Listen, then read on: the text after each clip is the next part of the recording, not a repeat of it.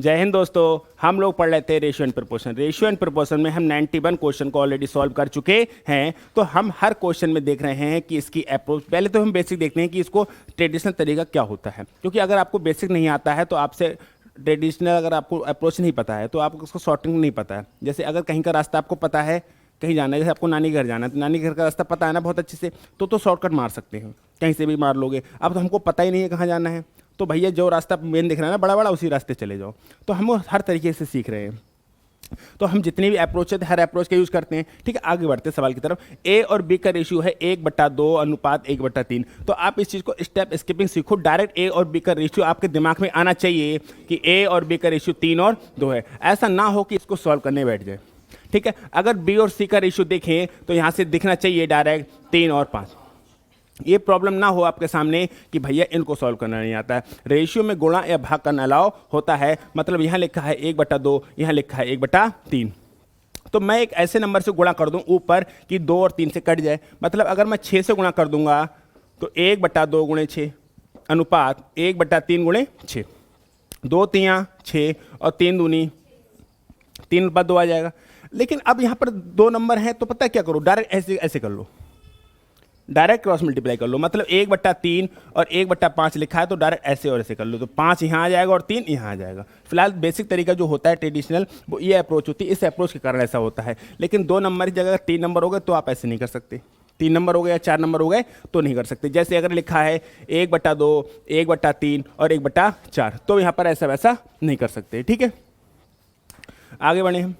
अब एक ए और बी का रेशियो पता है 3 और 2, बी और सी का पता है 3 और 5। अब हमसे पूछा क्या है, a प्लस बी और b प्लस सी। तो उससे पहले हमें a b c का अलग अलग मान पता होना चाहिए। तो हम इसे सॉल्व करने के लिए ऐसे करेंगे, यहाँ पर a b और c, यहाँ पर कॉमन क्या है b, और यहाँ पर b का मान अलग अलग है। तो इसे बराबर करने के लिए, बराबर करना आसान नहीं है तो हम अपना वाला तरीका लगाते हैं। 3 3 9, 3 दूनी 6 और 5 दूनी 10, यानी a का मान 9, b का मान 6 और c का मान 10। हमसे मान पूछा है a प्लस बी का रेशियो b प्लस सी से, यही पूछा है। तो a प्लस बी का मतलब है 9 और 6 15, और b प्लस सी का मतलब है 10 और 6 16। तो क्या इसको और काट सकते हो? नहीं काट सकते हो। तो यही इस सवाल का आंसर आ जाएगा 15:16। 15:16। नेक्स्ट सवाल, ये देखो मेंस में आया, पता नहीं क्या कौन सी भांग पी के मेंस में दिया सवाल 2015 में। आगे बढ़ते हैं। कह रहा है यदि 2 धनात्मक संख्याओं का गुणनफल कितना है 1575 और उनका अनुपात कितना है 7:9। तो हमसे पूछा है बड़ी संख्या कौन सी होगी। मेरे दिमाग में एक बात आ रही है, बड़ी संख्या कोई भी होगी, दोनों का मल्टीपल होगी। अगर छोटी संख्या पूछा होता तो 7 का मल्टीपल होती, यानी कि मैं 9 से 35 नहीं कटता है तो ये ऑप्शन काट सकता हूँ, और तो सब कट रहे हैं। कोई बात नहीं, आप यहाँ भी लगा सकते हैं। यकीन मानो सवाल आप यहीं भी खत्म कर सकते हैं। कैसे खत्म कर सकते हैं, मेरी बात को ध्यान से सुनना। जो 2 संख्याएं हैं a अनुपात b, वो है 7:9 है। इसका जो बेसिक तरीका वो यही बोलता है कि a इंटू बी किया जाए, a इंटू बी किया जाए तो ये 1575 होना चाहिए। कहा है ना कि यदि 2 धनात्मक संख्याओं का गुणनफल मतलब प्रोडक्ट कितना होना चाहिए 1575 होना चाहिए, और उनका अनुपात 7:9 है। तो मेरी बात को ध्यान से, a का मान है 7 यूनिट इंटू बी का मान है 9 यूनिट इक्वल टू 1575। अगर मैं यहाँ से यूनिट और यूनिट का स्क्वायर हो जाएगा 1575/7 × 9, ये आ जाएगा। अगर मैं 7 से काटने की चेष्टा करूं तो 7 दूनी 1 बचा 17 हो गया, 7 दूनी 14, 3 बचा 35 हो गया, 7 पंजे 35। ऊपर 225 से नीचे 9 है तो आ जाएगा 25। कितना आ जाएगा 25। तो यूनिट स्क्वायर का मान आया 25, तो यूनिट का मान आ जाएगा 5। यूनिट का मान कितना आ जाएगा। हमसे पूछा है कि बड़ी संख्या बताइए, हमसे पूछा है बड़ी संख्या बताइए, तो बड़ी संख्या थी 9 यूनिट। बड़ी संख्या क्या थी 9 यूनिट, और यूनिट का मान था 5, तो 9 पंजे 45। इस सवाल का आंसर आ गया। लेकिन यकीन मानो इस तरीके से करने से इस ज़िंदगी क्या अगली ज़िंदगी 7 जन्म के फेरे लिए आते हैं ना, तो 7 जन्म में भी सिलेक्शन ना होगा। इस अप्रोच से जो इस समय कंपटीशन है खतरनाक वाला, एक से एक खतरनाक बंदा बैठा है ना, तो इस तरीके से इस अप्रोच से तो सिलेक्शन नहीं होगा। ये अप्रोच आनी चाहिए कि सवाल क्या कह रहा है, क्योंकि इस अप्रोच को अगर आती होगी तो मैं जो चीज़ समझा रहा हूँ वो आपको पल्ले पड़ेगी। क्या मैं समझाने चाह रहा हूँ, देखिए सवाल को यहीं इतने करने की आवश्यकता ही नहीं है। अगर आप इतना कैलकुलेशन कर रहे हैं तो कोई फायदा नहीं है एग्जाम में बैठने का। देखिए अब हमारे पता है कि हमसे पूछा है कि ए और बी का मान, यानी ए का मान है 7 यूनिट, ए का मान कितना है 7 और बी का मान कितना है, इन दोनों का प्रोडक्ट 1575 होना चाहिए। ऑप्शन को देखो आप, आपसे पूछा है बड़ी संख्या की छोटी संख्या। अगर आपसे बड़ी संख्या पूछी है तो ऑप्शन में जो वैल्यू दे रखी होंगी वो बड़ी संख्या की ही होंगी। मेरी बात को फिर से ध्यान सुनना, अगर आपसे बड़ी संख्या पूछिए, कौन सी संख्या, बड़ी संख्या, तो या तो बड़ी संख्या 45 होगी, या बड़ी संख्या 135 होगी, या बड़ी संख्या 35 होगी, या बड़ी संख्या 63 होगी। ए होगा, यही होगा और कुछ नहीं हो सकता। ठीक है, तो मेरी पहली नजर गई कि भाई 9 का मल्टीपल होना चाहिए, तो 35 नहीं हो सकता। अब या तो 45 होगा, या 63 होगा, या 135 होगा, यही नंबर्स तो हो सकते हैं, यही नंबर्स तो हो सकते हैं। तो मैंने कहा चलो मैं एक बात सुनो, आपको ये तो आंसर आ गया ना, तो आप इससे चेक कर लो एक बार। मैं आपको चेक करा रहा हूं कि अगर ये 63, क्योंकि आपको कहोगे लो भैया तो तुम्हें पहले ही पता था सही है, तो मैं कह रहा हूं चलो ना पता था तो हम 63 लगा ले रहे हैं। कितना लगा ले रहे हैं, 63। हम कह रहे हैं अगर इसकी वैल्यू 63 रही होती, अगर इसकी वैल्यू 63 रही होती तो इसकी वैल्यू 49 रही होती। ये लगभग 5 छक्ति 3000 के समथिंग नहीं जा रहा है, ये 50 के समथिंग, ये 60 के समथिंग, 5 छक्ति 3000 समथिंग नहीं जा रहा है। अगर इस वैल्यू को 63 लिया तो 3000 जा रहा है, तुम्हें 1550, यानी कि ये नहीं हो सकता, तो इसका बाप ये बैठा है, ये भी नहीं हो सकता। 63 नहीं हो सकता, 63 से वैल्यू जा रही है बहुत ऊपर, तो 63 का बाप बैठा है 135, वो भी नहीं हो सकता। तो इस ऑप्शन का करेक्ट होना इसकी मजबूरी है। आपको जरूर लग रहा है, लेकिन अगर आपको ये अप्रोच सीख गया ना तो डायरेक्ट आपको आंसर 45 दिखेगा, डायरेक्ट आंसर 45 दिखेगा। क्योंकि अगर ये नंबर बड़ा वाला संख्या 63 को नोट कर रहा है तो 9 7 63 है, तो 7 7 49 करेगा नहीं करेगा, यानी इन दोनों का प्रोडक्ट 1575 होना चाहिए। क्या लग रहा है 1575 होगा? दूसरी बात समझो, अगर आप प्रोडक्ट भी ना कर पाओ तो इन दोनों की मल्टीप्लाई करो तो लास्ट डेट 7 आएगी। 3 नेम 27, 3 नेम लास्ट डेट क्या आएगी, और इसकी लास्ट डेट क्या है? क्या सवाल हो सकता है? क्लियर हो पा रहा है मेरी बात को, समझ पा रहे हो नहीं समझ पा रहे हो हैं? तो आप दोनों चीजें समझे। अप्रोच कौन सी अप्लाई करनी है, ये वाली। नेक्स्ट अगला सवाल कह रहा है कि x upon y equal to 3/4, यानी x का मान 3 और y का मान 4 है। तो x और जो y का जो रेशियो आ रहा है वो आ रहा है 3 और 4। ठीक है, तो हमसे पूछा है 2x plus 3y, 2x plus 3y और 3y माइनस 2 है। अंधा भी बोलेगा कि ऊपर की वैल्यू बड़ी होनी चाहिए। ये अप्रोच दिमाग में आनी चाहिए। मैं ये नहीं कह रहा कि हर अप्रोच हर सवाल में लग जाती है, लेकिन जो अप्रोच है वो आपके दिमाग में घूमनी चाहिए कि ऊपर की संख्या ज़्यादा आना चाहिए और नीचे की संख्या कम। ऑप्शन को देखो कि ऊपर की संख्या ज़्यादा, क्या 1 और 1 बराबर हो सकता है? बराबर नहीं हो सकता। क्या 3 और 2 3 और 2 ये तो हो सकते हैं, पॉसिबिलिटी है, लेकिन मैं ये नहीं कह रहा कि हर सवाल टूटेगा, लेकिन आपके दिमाग में अप्रोच डालना चाह रहा हूं। अप्रोच डालना चाह रहा हूं तो एक बार बता दूंगा काम नहीं चलेगा, इसीलिए मैं उन बातों हर बार बता रहा हूं। इतनी बार बताऊंगा आपका दिमाग कहेगा बस कर भैया, समझ में आ गया। ठीक है, तो अब सुनो, ये वाली बात है। तो x की जगह कितना रखना पड़ेगा? 3, तो 3 3 9, y की जगह कितना रखना? 4, 4 3 12, ये हो गया। 3 दूनी 6 होता है, 3 दूनी 6, और बाई की जगह कितना रखना पड़ेगा? 4, तो 4 3 12 माइनस 2 3 6, 2 3 6, ये नंबर है। तो 12 और 6, 12 में 6 निकाले 6, तो 3/1, ये नंबर सही है। कोई दिक्कत, कोई आपत्ति, कोई विपत्ति? क्लियर हुआ? नेक्स्ट अगला सवाल कह रहा है ए और बी का अनुपात कितना है? 2:3। बी और सी का अनुपात कितना है? 3:7। तो ए प्लस बी अनुपात बी प्लस सी अनुपात सी अपॉन ए। ऐसा मत कर देना ए और बी को यहां जोड़ दो, बी और सी को यहां जोड़ दो, और सी और ए को यहां जोड़ दो, लिख दो, निपट जाओगे। समझाएं? देखो, हमसे ए और बी का अनुपात कितना है, तो ए प्लस बी की जगह 5 में रख दियो। पहले ए का बी के साथ और सी के, ए का बी के साथ लिखा है ना, और बी के साथ सी के अलग है और सी के साथ ए का अलग है, तो हमें बताना ए बी सी का एक ही रेशियो होना चाहिए। ए बी सी का एक ही रेशियो होना चाहिए। तो कैसे सॉल्व करेंगे कि भैया ए अनुपात बी जो है वो है 2:3, और बी अनुपात सी जो है वो है 3:7, और सी अनुपात, ये दोनों इतने ही हैं। ठीक है, अब हमें बनाना पड़ेगा ए बी सी। क्या बी और बी यहाँ पर कॉमन है? यहाँ पर भी कॉमन है, तो डायरेक्ट लिख सकते हैं हम ए बी सी 2 3 7 2 3 7। अब हमसे जो पूछा है वो हमसे पूछा है ए प्लस बी का अनुपात बी प्लस सी से और सी प्लस ए से, यही तो पूछा है हमसे। तो ए प्लस बी की जगह 5 और बी प्लस सी जगह 10 और सी प्लस जगह 9, ये आंसर आ सकता है।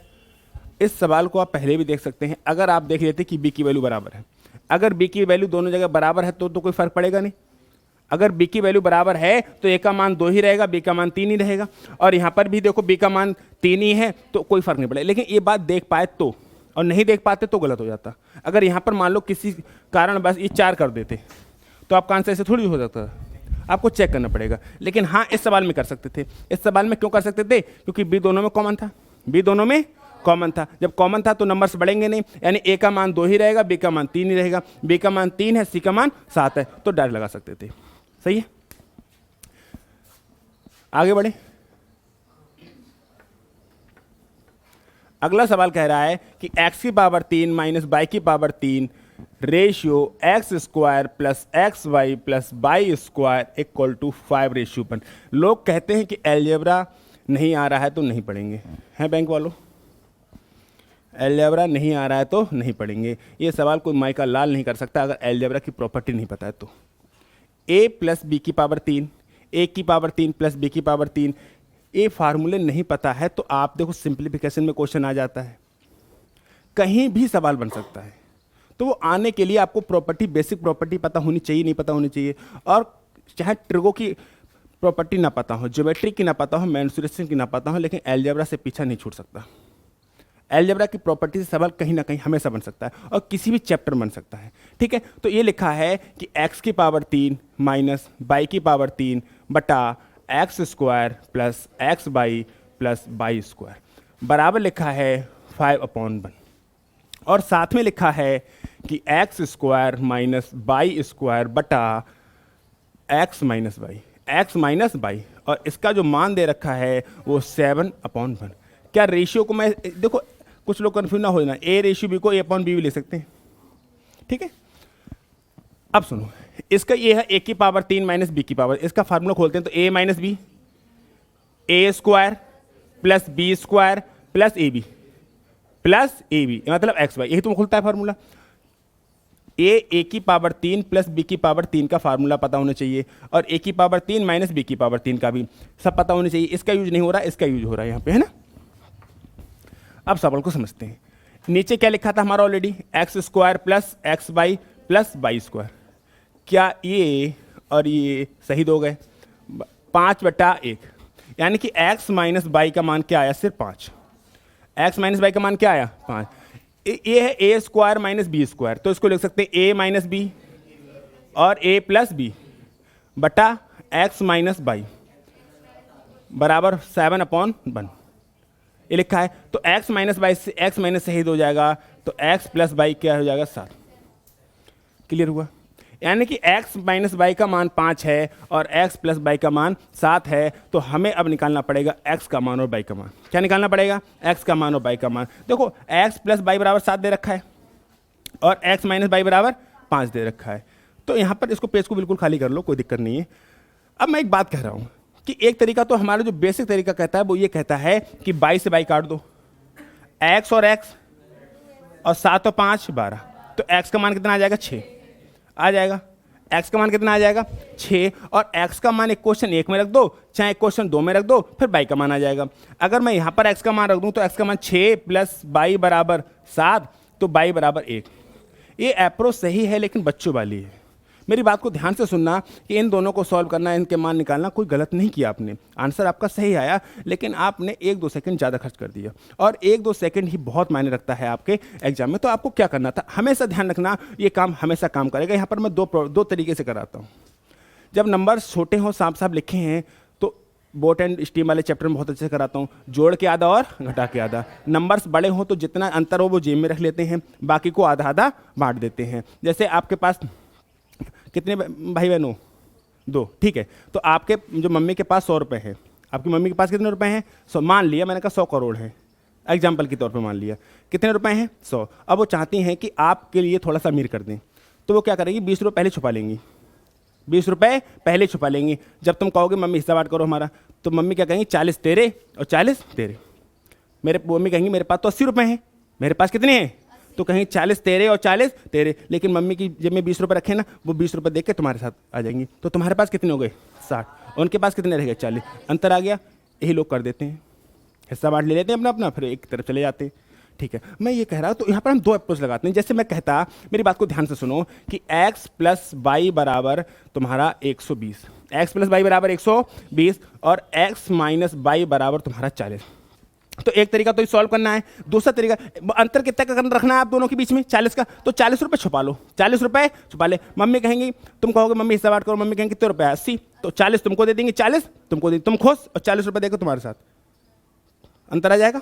तो x का मान एक को कितना मिला 40 और एक को कितना मिल गया 80। फिर से एक बात को समझो, मैं कह रहा कि x इसको थे 130 और इसको थे 40, और मम्मी को करना है, तरीका वही है लिखने वाला, काटो काटो ये करो। तो 40 रुपये छुपा लो, कितने बचे 90, एक को मिलेंगे 45, एक को मिलेंगे 85 मिलेंगे। फिर से देखो, अगर x का मान मैंने कहा 250 है, 200 और y का मान 50 है, तो मम्मी क्या कहेगी, एक को 100 को एक को 150, तुरंत हुआ। क्या इस कॉन्सेप्ट से और इस कॉन्सेप्ट में 2 सेकंड बच सकते हैं? भाई 2 घंटे नहीं बच सकते। इस गलत फहमी को आप अपने दिमाग से निकालो कि किसी सवाल की किसी अप्रोच से आप 1-2 मिनट नहीं बचा सकते, सिर्फ 1-2 सेकंड बचा सकते हैं। 1-2 सेकंड पे काम होता है, मिनट पे काम नहीं होता है। ऐसा नहीं कि 1 मिनट बचा दूंगा, 1 मिनट कहाँ से बच जाएगा, 2 सेकंड बच जाएंगे। फिर मेरी बात को ध्यान सुनो कि इस अप्रोच में 2 सेकंड का अंतर आएगा। मैं और एग्जाम्पल दे रहा हूँ। मैंने कहा ये था 420, कितना था, ये नंबर था 420 और ये नंबर था 770। तो मम्मी के जब हिसाब होगा तो मम्मी कहेंगे 350 रुपये,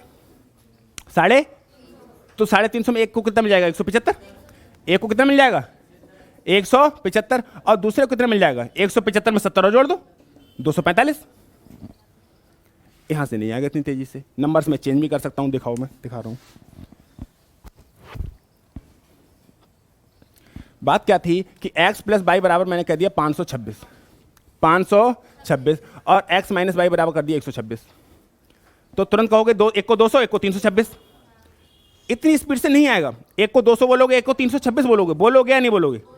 तुरंत बोलोगे कि एक को, क्योंकि मम्मी बताएंगी रुपया कितना है 400, मम्मी क्या बताएंगी रुपया कितना है, क्योंकि मम्मी को आप दोनों बहनों में 126 रुपये का अंतर रखना है, एक को अमीर और एक को गरीब करना है, तो मम्मी 126 रुपये छुपा लेंगी।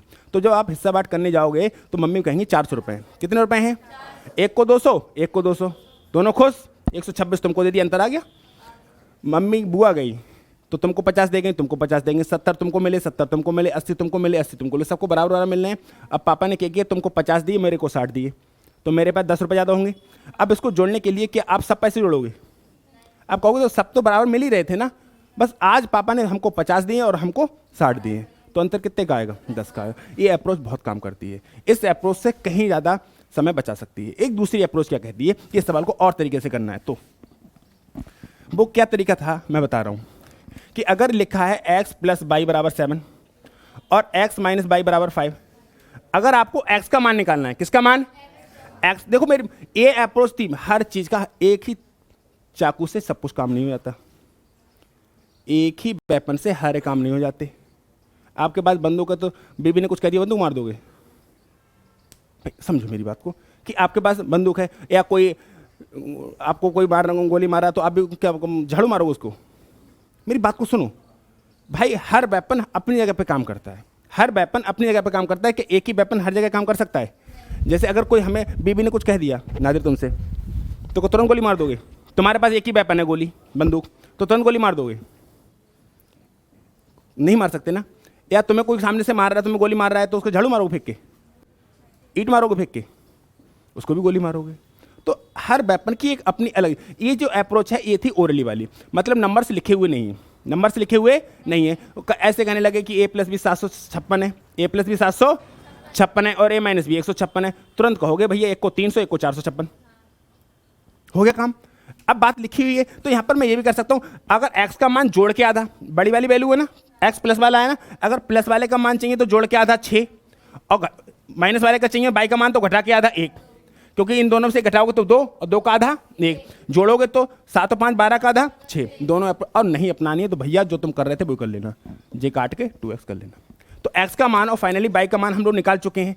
x का मान हमारा आ चुका है 6 और y का मान आ चुका है 1, ये हमारा आ चुका है। लेकिन सवाल कुछ और कह रहा है हमसे। सवाल क्या कह रहा है, सवाल की डिमांड क्या है, उसकी डिमांड को सुनते हैं।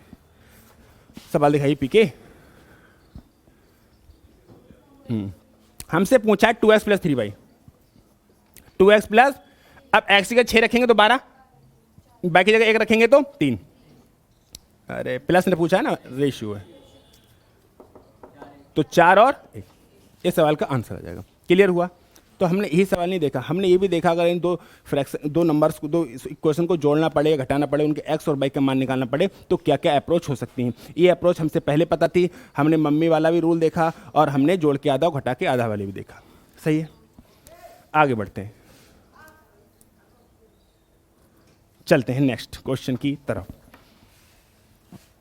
अगला क्वेश्चन क्या कह रहा है कि a:b 2:1 और a:c a:1:3। तो हमसे पूछा है ए बी सी का अनुपात क्या होगा। तो मेरे को लगता है ये सवाल बहुत आसानी से कर लोगे। ए बी का दे रखा है और ए सी का नहीं कर पाओगे, थोड़ा सा ट्रिकी है, मैं समझा दे रहा हूँ, बस मैं समझा दे रहा हूँ थोड़ा सा।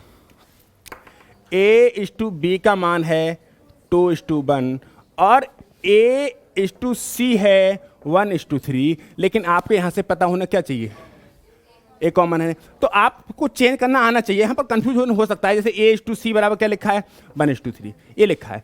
अगर यहाँ पर b या यहाँ पर b होता तो कर लेते, कोई बात नहीं। यहाँ a है तो यहाँ a कर लो, इसको पलट दो तो मैं इसको b और a कह सकता हूँ, नहीं कह सकता हूँ? या यहाँ पर a पे कर लो, इसको a को इधर ले आओ तो b को इधर ले आओ, तो b इधर हो जाएगा और a इधर है। जब इनको पलटा है तो इनके नंबर को भी पलटो तो हो जाएगा 1 और 2। सही है, अब a कॉमन हो गया, अब तो कर लोगे आराम से, कुछ नहीं है भाई। देखो b a और c, क्या a का मान बराबर है? बराबर कर लें या गुणा कर लो, कोई बात नहीं। बराबर करें गुणा करें? गुणा कर लो, कोई दिक्कत?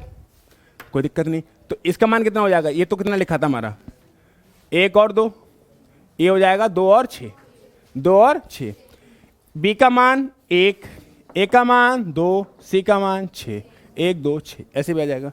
फिलहाल ऐसे नहीं करना चाहते थे तो हमारा ये भी तरीका था 1:2 और 1:3, ऐसे गुणा 1, ऐसे गुणा 2 और ऐसे गुणा 6, दोनों तरीके आ रहे हैं।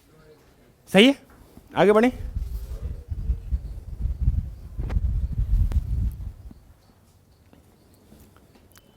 अगला सवाल कह रहा है कि संख्याएं x y z, संख्याएं x y z क्रमशः कितनी है 2:3:5, मतलब 2:3:5 के अनुपात में है। x y और z का योगफल कितना है 80। संख्या z का समीकरण z बराबर ax - 8 हो तो a का मान ज्ञात कीजिए। बड़ा सिंपल है, देखो x y और z का जो अनुपात दे रखा है 2:3:5, इनका योगफल 80 है। इनका योगफल 5 और 3 8 और 2 10, हमारे हिसाब से 10 यूनिट है, क्वेश्चन के हिसाब से 80 है, यूनिट का मान 8 है। यूनिट का मान क्या है 8 है, कोई दिक्कत? हमसे पूछा है कि z बराबर ax - 8, तो हमें पहले निकालना पड़ेगा a का। देखो ये 2 यूनिट तो 16 हो जाएगा, ये 3 यूनिट तो 24 हो जाएगा, ये 5 यूनिट तो 40 हो जाएगा। हर यूनिट का मान 8 है ना, तो 8 दूनी 16, 8 3 24 और 8 पंजे 40। लेकिन एक इक्वेशन दे रखी है z बराबर ax - 8, z बराबर ax - 8, तो z का मान भाई कितना 40, a का मान पता नहीं लेकिन x का मान कितना है 16, a × 16 - 8 यही लिखा है। तो 8 इधर जाएगा तो 48 बराबर 16a, तो a बराबर कितना आ जाएगा 3, a बराबर कितना आ जाएगा 3। क्लियर हो पाया? a का मान कितना आ जाएगा 3। सही है, बहुत आसान था, कोई दिक्कत नहीं थी। x by z का रेशियो दे रखा था, उनका सम दे रखा था, और यूनिट का मान निकालने के लिए कहीं ना कहीं से कुछ ना कुछ तो लिंक देंगे, वरना यूनिट का मान कहाँ से निकालेंगे? नाना घर से लाएं हैं? नाना घर आएगा गुजर, मामा नहीं मानते बात। वो वाली बात रहती है जब नाना नानी होते हैं, तो नानी के घर क्या वो वाली बात रहती है जब नाना और नानी जिंदा होते हैं तब? हैं? नहीं होती। हाँ, पहले पैसे मिलते थे, अब नहीं मिलते। चलिए अगले सवाल की तरफ बढ़े। देखो मेरी बात सुनो, किसी स्कूल के 132 परीक्षार्थियों में से सफल यानी कि पास छात्रों का असफल छात्रों से 9:2 है। यदि 4 और छात्र उत्तीर्ण हो जाते तो सफल छात्रों का असफल छात्रों से अनुपात क्या होता। इस सवाल में मैं आपकी जिंदगी भी बर्बाद कराऊंगा और ओरली तरीका दोनों कराऊंगा कि डायरेक्ट तरीका क्या होना चाहिए, क्या अप्रोच होनी चाहिए कि जिस सवाल से आप औरों से अलग करेंगे, और औरों से अलग करोगे नहीं सिलेक्शन होगा नहीं। जैसा भीड़ कर रही है ऐसा तुम करोगे, करते रहोगे। मैं समझाने की कोशिश करता हूं। देखिए पास और फेल का जो रेशियो है वो 9:2 है। मेरी बात को ध्यान से सुनना, पहले मैं पूरा अप्रोच समझाने की कोशिश करूंगा, बाद में आपको बताऊंगा कि आप इस सवाल में क्या अप्रोच अप्लाई कर सकते थे। भाई कह रहा है किसी स्कूल के 132 परीक्षार्थियों में से सफल छात्रों का असफल छात्रों से अनुपात 9:2 है, यानी कि पास और फेल का रेशियो 9:2 है। आगे बढ़ते हैं। कह रहा है यदि 4 छात्र और उत्तीर्ण हो जाते तो मैं एक बात बताऊं, इन दोनों को जोड़ा जाए तो 11 यूनिट, इन दोनों को जोड़ा जाए तो भैया छात्र तो 132 है, टोटल कितने हैं 132, यानी कि जो यूनिट का मान आ जाएगा वो 12 यूनिट का मान आ जाएगा। अच्छा मैं अगर पास की संख्या चाहूं तो 9 यूनिट है, जो पास कितने हुए हैं वो 9 यूनिट, तो 9 12 9 में 108 हो जाएगा। अच्छा जो फेल हुए हैं वो कितने हो 2 यूनिट, यानी कि 24 हो जाएगा। सही है, हमारे हिसाब से पास और जो फेल का जो है वो है मामला 108 और 24 का। यही है सवाल। क्या कह रहा है कि यदि 4 छात्र और उत्तीर्ण हो जाते, अगर 4 छात्र उत्तीर्ण और हो जाते तो 4 फेल और होते। नहीं आया, मेरी बात को सुन लो समझो। मैं ये कह रहा कि 4 छात्र उत्तीर्ण और हो जाते तो फेल में से 4 कम हो जाते नहीं जाते। अगर मैं कहे मेरी बात, अरे छात्र तो 132 ही हैं, छात्र तो 100, मैं मेरी बात को नॉर्मली सुनो। हम क्लास में 50 लोग बैठे हैं, कोई दिक्कत, जिसमें से 30 पास हुए हैं और 20 फेल हुए हैं। पास कितने हुए हैं 30 और फेल कितने हुए हैं 20। मैं कह रहा कि 2 पास और कर दूं, मैं क्या कर दूं सोर्स लगा के कि उनको 2 को और पास कर दूं, तो पास कितने हो जाएंगे, जे का बीसी रहेंगे, जे का बीसी रहेंगे, जे बीसी रहेंगे। पल्ले पड़ रही बात मेरी। मैं क्या कहना चाह रहा हूं, मैं एक बात और कहना चाह रहा हूं। हम क्लास में 50 लोग बैठे हैं, 40 पास हुए हैं, 10 फेल हुए।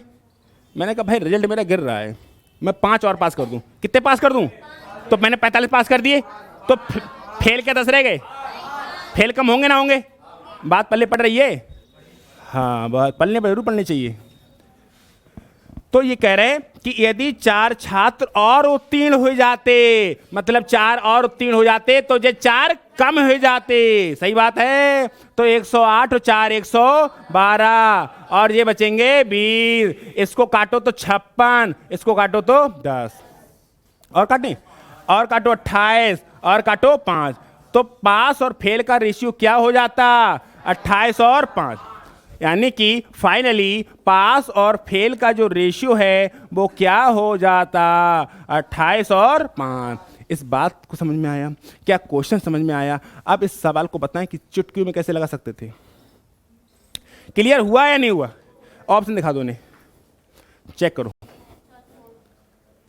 28 और 5 मेंस का क्वेश्चन है, 2016 का क्वेश्चन है, 1 सेकेंड में सवाल खत्म हो सकता है अगर आपके अंदर बुद्धि है तो। और जब हम एग्जाम दे रहे हैं तो इस बात का सबूत है कि हमारे अंदर बुद्धि है। जब ग्रेजुएशन कर लिया है हमारे तो इसका मतलब है कि हमारे अंदर बुद्धि है, भले कम चलती है, कोई बात नहीं। इतना क्लियर हुआ, इस सवाल को चुटकी में लगा सकते हैं। मेरी बात को ध्यान से सुनना एक बात, पहले छात्र कितने थे 100, पास फेल थोड़े ऊपर नीचे हो जाए, पास फेल थोड़े ऊपर नीचे, छात्र 132 ही रहेंगे कि कम बढ़ हो जाएंगे, इस बात बताओ। छात्र थे कितने, कुछ पास ज्यादा हो जाए या फेल ज्यादा हो जाए, कुछ भी हो जाए, क्या छात्र 132 ही रहेंगे, रहेंगे या नहीं रहेंगे, रहेंगे। और जब छात्र को बांटा जाएगा 3.5 पौने 4 में बांटा जाएगा, छात्र तो पूरा होगा, काट थोड़ी दोगे। मेरी बात को ध्यान से सुनना, बिल्कुल ध्यान से। ये सवाल की बात नहीं कर रहा मैं, पूरे गणित की बात कर रहा। कहां भी अप्रोच लगेगी सवाल तुरंत टूट जाएगा। भाई छात्र थे कितने 132 थे, 4 पास और हो जाते या 4 और फेल, कुछ भी नौटंकी होती, डजंट मैटर, छात्र 132 ही रहते। इधर 132 हैं तो इधर भी 132 हैं, यानी क्लियर है, ये भी 132 हैं तो इधर भी कितने रहेंगे? पास और फेल में तो ऊपर नीचे हो रहे हैं, पास और फेल में तो ऊपर नीचे हो रहे हैं, लेकिन छात्र कितने रहेंगे? इतनी बात कंफर्म हो रही है? अगर इतनी बात कंफर्म होती तो आप क्या करते, मैं बता रहा आपको।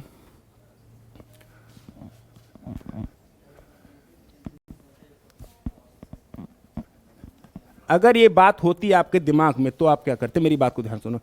इस 9:2 में जोड़ा तो 132 को तोड़ा है, यानी कि 9 और 11 यूनिट के 132 है। तो अगर ये वाले 17 यूनिट, ये वाला ऑप्शन होता 14 3 17 यूनिट, तो 17 यूनिट के 132 को काटेगा।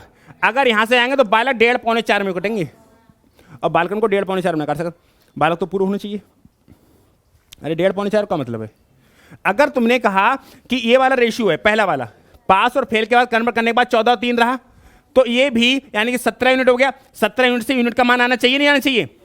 यूनिट का मान निकलेगा? नहीं निकलेगा। अगर 14 और 5 ले लो तो 19 हो गया।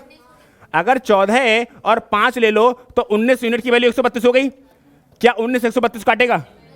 ये भी गलत हो गया। अगला सवाल है 28 और 3। 28 और 3 कितना हो गया? 31।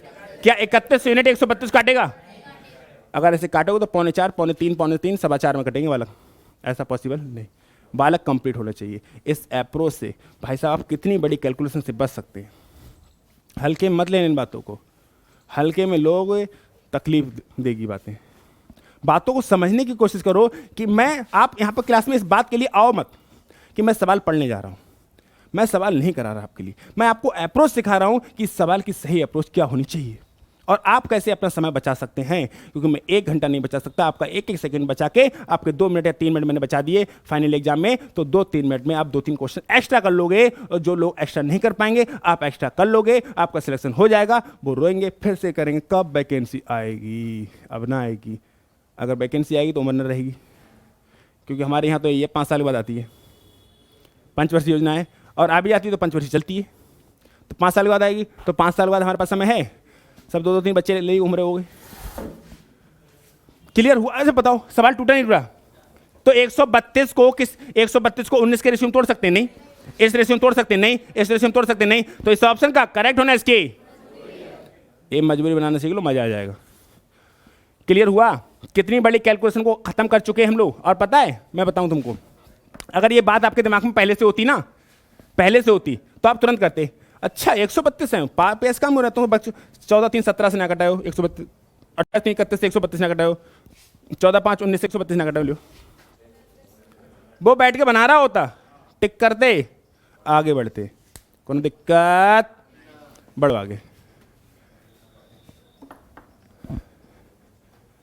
मेरी बात को ध्यान से सुनने की कोशिश करोगे?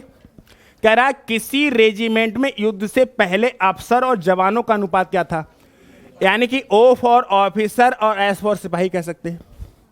ठीक है, क्या अनुपात कितना था? 3:31। युद्ध में 6 अफसर और 22 जवान मारे गए। युद्ध में 6 अफसर और 22 जवान मारे गए, यह अनुपात 1:13 हो गया। तो युद्ध से पहले रेजिमेंट में अफसरों की संख्या क्या थी? युद्ध से पहले रेजिमेंट में अफसरों की संख्या 3 यूनिट थी। मेरी बात को ध्यान से सुनना, ये क्वेश्चन कहां से कहां पहुंच सकता है कि ऑफिसर की युद्ध से पहले 3 यूनिट थी और हमसे पूछा ही है 3 यूनिट की मान, तो कुछ भी आंसर होगा 3 का मल्टीपल होगा या नहीं होगा। तो चेक करो कि कौन सा ऑप्शन है जो 3 का मल्टीपल है। 3 का मल्टीपल सिर्फ 21 है, तो इस ऑप्शन का करेक्ट होना इसकी मजबूरी है। ये सवाल का आंसर आ जाएगा। क्लियर हुआ नहीं हुआ भाई? क्या 3 से 31 कटता है? क्या 3 से 38 कटता है? क्या 3 से 28 कटता है? 3 से कटता है 21, तो इस ऑप्शन का करेक्ट होना इसकी मजबूरी है। पल्ले नहीं पड़ा क्या? पल्ले नहीं पड़ा तो मैं इसको फिर से समझाने की कोशिश करूंगा कि आप और क्या कर सकते हैं। देखिए मेरी बात को ध्यान से सुनना, मैं सिर्फ बहुत बात में बता रहा कि मान लो ऑप्शन ना मिले, 3 के मल्टीपल 2 मिल जाए, तो क्या करना चाहिए। हर अप्रोच को आपको सिखाऊंगा, ऐसी कोई अप्रोच नहीं छोड़ूंगा जो आपको ना सिखाऊं। समझ में आया? चलो, कह रहा है कि युद्ध से पहले अफसर और जवानों का अनुपात कितना था, यानी कि ऑफिसर और सिपाही जो हैं इनका 3:31 था। युद्ध में 6 अफसर, मतलब मैं कहूं कि ऑफिसर और सिपाही को ऐसे लिख लूं तो ये 3 यूनिट और ये 31 यूनिट आ जाएंगे। आ जाएंगे नहीं आ जाएंगे? कह रहा है युद्ध में 6 अफसर शहीद हो गए तो कम हो गए कि बढ़ गए? कम हो गए। और 22 जवान मारे गए। जब 22 जवान मारे गए तो कम हुए कि बढ़ गए? कम हुए। कितने कम हुए? 22। तो अनुपात कितना हो गया? 1:13। 1:13। आप क्रॉस मल्टीप्लाई करके क्या यूनिट का मान निकाल सकते हैं? निकाल सकते हैं। सोच के देखो, इसको पेज को थोड़े खाली करो पी के। सोच के देखो कि इसकी मल्टीप्लाई इधर उधर करके यूनिट का मान निकालेंगे और यूनिट का मान निकाल के फिर कहेंगे भैया जो ऑफिसर थे वो 3 यूनिट थे, यूनिट का मान 7 आओ तो 7 दिए 1 के। मुस्कुराने की जरूरत ना है, यू आर निपट चुके। नहीं आया समझ में? हाँ। मेरी बात को ध्यान सुनो। क्या मजाक समझ रहा है इस कैलकुलेशन करना? पेपर में बैठ के 4 3 7 हो जाते हैं और होते हैं। झूठ बोलता है जो कह रहा नहीं होते हैं। होते हैं 4 3 7। और उस सवाल में जितनी बार करोगे हर बार 4 3 7 होंगे। पेपर के बाहर आओगे, अरे 4 3 तो 12 होते हैं। ये तुम्हारे साथ नहीं, सबके साथ होता है।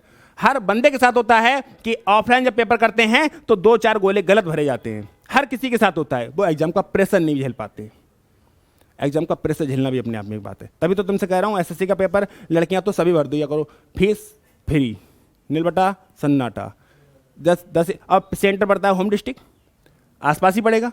10-20 रुपये में पहुँच जाओगे, बात खत्म हो जाएगी। यानी 10-20 रुपये में आपको एक एग्जाम देने का सुनहरा अवसर मिल सकता है। भले उम्र तुम्हारी हाइट हो 130 सेंटीमीटर, फर्क ना पड़ता है। तुम भर देना, पेपर भर देना। उसका फायदा है पेपर पास में मिलेगा, फ्री में हो जाएगा और आपको एक अनुभव मिलेगा एग्जाम प्रेशर हैंडल करने का। जाना, बहुत से लोग तो घबरा जाते हैं, वो चेकिंग वगैरह होती है। पता है क्या करते हैं एसएससी में? पता क्या होता है? जैसे हम एडमिट कार्ड लेके जाते हैं, ठीक है, और पैंट में पैंट निकालते हैं तो पैंट, अब तो सबकी वो मामला ढीले, तो पैंट ढीली हो जाती है तो एक हाथ से पैंट पकड़नी पड़ती है। फिर एक हाथ में एडमिट कार्ड देता है और जो हमारी शर्ट होती है उसको नीचे लिपटा, ऐसे कर पागल बना देता है और ऐसे कर पैंट पकड़ जाते होते हैं। क्योंकि वो सब पूरा सब खोल खाल देते हैं कि बेल्ट निकालो, ये निकालो, वो निकालो, ये करो, वो करो, सब करो, और एडमिट कार्ड हाथ में दे दिया और जो पैसे अगर जो भी चाहिए तो वो ले, नौटंकी करके जाओ। फिर वहाँ जाके उनको संभालो। और जूते होते हैं तो पुलिस का पेपर था जो कांस्टेबल के, तो लोग पता क्या कर रहे थे? जूते भी हाथ में लेके जाओ, जूते भी हाथ में लेके जाओ। अरे हाँ, क्लियर हुआ? अरे अभी तो हमारी डिस्कशन यही चल रहा है। अभी तो यूनिट का मान निकालना है। मैं आपको दिखा दे रहा हूं भाई, यूनिट का मान निकालोगे तो क्या प्रॉब्लम आ सकती है। देखो भाई, करो जरा, करते हैं आज। दूध का दूध, पानी का पानी हो जाए, पता ही चल जाए कि कितनी टफ कैलकुलेशन पड़ सकती है अगर मेरी अप्रोच को नहीं सीखा तो। 13 3 39 यूनिट और 13 6 78 बराबर 31 यूनिट और 22 माइनस के 39 31 8 यूनिट माइनस के 22 प्लस के 78 तो 8 यूनिट। अब सुनो, 78 में से 22 जाएंगे तो 56, यूनिट का मान 7 आया। तो करेंगे जाके 7 3 21, सही है। लेकिन ये चीज़ अब डायरेक्ट कम से कम 10 सेकंड खा जाओगे। और वो तो मैंने 13 3 39 13 6 78 कर दिए। यहीं पर कुछ ना आगे पीछे कर, 13 का पढ़ा नहीं आ रहा और दिक्कत। फिर तो ऐसा ही कि दरोगा कि तो पेपर की बातें मत करो, इतनी बड़ी नंबर दे रखे थे। तुम पढ़ते हो तो पता है एक आदमी 768 दिन में काम करता है, दूसरा 889 दिन में काम करता है, तीसरा 556 दिन में काम करता है। बताओ तीनों मिलकर मरियो करते करते या कोई एल्सियम ले लूं। यही थी प्रॉब्लम भाई। देखो हर पेपर का सिर्फ वो वर्किंग टाइम की जगह कुछ और थोड़ी डालेंगे वर्किंग टाइम का ही क्वेश्चन ले कर भैया। तुमने क्या करो, एक आदमी 10 दिन में करता है, दूसरा 12 दिन में, तीसरा 15 दिन में, ले भैया एल्सियम 60। जो करो नंबर कैसे आ रहा, तभी तो सबसे ना हो, ये बात है। लेकिन हम नंबर्स पे काम ही नहीं करते, नंबर्स पे काम ही नहीं करते, फिर रोते हैं बैठ के। रोना हमारा गलत है। चलो आगे बढ़ते हैं। अगला सवाल के रिया है, एक स्कूल में 720 छात्र हैं, में लड़कों और लड़कियों का अनुपात कितना है? 7 और 5। तो 1 और 1 अनुपात करने के लिए कितने लड़कियों को भर्ती करना होगा? देखो बॉयज और जो गर्ल्स का रेशियो है, लड़कों और लड़कियों का रेशियो है 7:5 है। और इन दोनों को में जोड़ा जाए तो 720 होना चाहिए। इन दोनों को जोड़ा जाए तो 700, तो यानी कि 12 यूनिट। हमारे बातें नहीं, अगर इन दोनों को जोड़ेंगे तो 12 यूनिट, और 12 यूनिट की वैल्यू 720। यूनिट का मान निकालेंगे तो 60, यूनिट का मान निकालेंगे तो यानी कि लड़कियां 7 6 42 420 और लड़कियां 6 5 30 300। सही है। ये तो है। आगे बढ़ते हैं। एक स्कूल में 720 छात्रों में से लड़कों और लड़कियों की संख्या का अनुपात 7:5 है। लड़के हैं 7 यूनिट, लड़कियां हैं 5 यूनिट। इन दोनों को जोड़ा जाए तो 12 यूनिट, और 12 यूनिट की वैल्यू 7, तो यूनिट की वैल्यू 60। क्लियर है? तो अगर मैं लड़कों की बात करूं तो लड़के हैं 420 और लड़कियां हैं, कह रहा है अनुपात बराबर रखने के लिए। अब बताओ इनको बराबर बराबर करना है तो लड़कियां कितनी जोड़ दो? अगर लड़कियां बराबर करना है तो लड़कियां कितनी जोड़ दो? होगी बराबर? नहीं आया। दूसरा तरीका बताऊं, बहुत आसान वाला, बहुत ध्यान से सुनना। ये तरीका समझ में आया कि बॉयज और गर्ल्स का रेशियो 7:5, दोनों को जोड़ा जाए तो 12 यूनिट की वैल्यू 720, यूनिट का मान 60। लड़के हैं 420, लड़कियां हैं 300। अब लकड़ियों में क्या जोड़ा जाए कि लकड़ियां लकड़ों के बराबर हो जाएं? तो ये तो 420 है ना, इधर 300 थे तो कितना जोड़ दो? तभी तो 420 420 420 ये बराबर होता है। सही है? कोई दिक्कत? अब इस सवाल को डायरेक्ट करने का बेहतरीन तरीका क्या हो सकता है, समझाएं? इसको दो मिटा, इसको दो मिटा। देखो मेरी बात सुनो, लड़के हैं लड़कियां हैं, यानी कि लड़कियां 2 यूनिट जुड़नी चाहिए। लड़के 7 यूनिट है ना, और लड़कियां 5 यूनिट हैं, तो लड़कियां 2 यूनिट जुड़नी चाहिए। 2 यूनिट जुड़नी चाहिए ना चाहिए? चाहिए। हमें पता है यूनिट का मान 60, तो 2 यूनिट का मान 120। नहीं आया। काहे एक्चुअल नंबर निकाल रहे हो भैया? जब रेशियो चाहिए, बराबर बराबर चाहिए, तो भैया लड़के हैं कितने? 7 यूनिट, लड़कियां कितनी है? 5, यानी लड़कियां कितनी जोड़नी पड़ेंगी? 2 यूनिट। लड़कियां कितनी जोड़नी पड़ेंगी? 2, और हमको पता है 1 यूनिट का मान 60 है, तो 2 यूनिट का मान। फालतू की नौटंकी। इसमें कम से कम 2 सेकंड बच जाएंगे पक्का। 420 करो, 300 करो, फिर सोचो, 2 सेकंड बच जाएंगे? नहीं बच सकते 2 सेकंड? हम 2 सेकंड पे बचाने में काम कर रहे हैं। बड़े हो गए 100, 10 क्वेश्चन निपट गए। ठीक है, मिलते हैं हम लोग नेक्स्ट क्लास में। स्वस्थ रहिए, मस्त रहिए और पढ़ाई करने में व्यस्त रहिए।